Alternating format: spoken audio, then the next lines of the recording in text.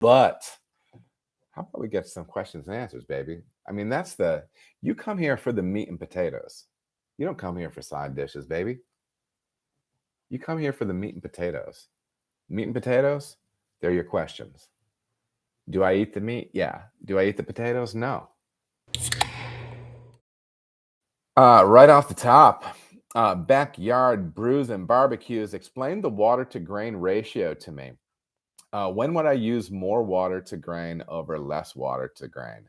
There might be a smarter answer to this than what I'm going to give, but I'm going to tell you the way I use this functionally in my brew house and kind of take it from there. I do a few different things with water to grain ratio. First of all, I have found that with different systems, different water to grain ratios work better than others. Okay.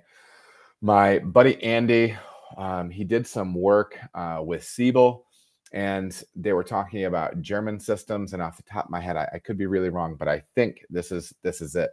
He was saying that a lot of German systems are kind of dialed into a specific water to grain ratio. And a lot of times that too can factor into the depth of the mash bed. Now, speaking of depths, I'm going to be getting out of my depth really in a big hurry if I try to explain to you mash tun geometry and everything like that. Dumb guy answer is there's definitely a certain depth of grain that you want your mash tun to maximize efficiency. Look up the numbers on it, run the numbers. Look for somebody smarter than me because they're out there. But I will say what I've noticed with my brew house that I am on right now, which is a specific mechanical 15-barrel steam. It was built to be a German style system where I'd be mashing into the kettle. And then pumping that mash into the lauter, which has rakes. The kettle in my brewery actually has mash paddles in there that I do have removed right now because I don't use it that way. I mash it directly into my mash lauter. For me, my system is very happy at 1.5 quarts per pound of grain. All right. It's probably just the geometry of my mash tun. There are times, though, where I do use more water in the mash, and I will raise that up to sometimes 2 quarts and sometimes a little bit more. Those times are this. If I'm doing a half batch, I have a 15-barrel system, and if I want to turn anywhere from 10 to 9 to 7 barrels in it, what I'll usually do is I will use more grain and I will increase the volume of water that I'm using, the liquor to grist ratio, because I just want to strike that once. Okay. I want the full volume of liquid that I'm going to be running into the kettle in that initial strike. I like doing it.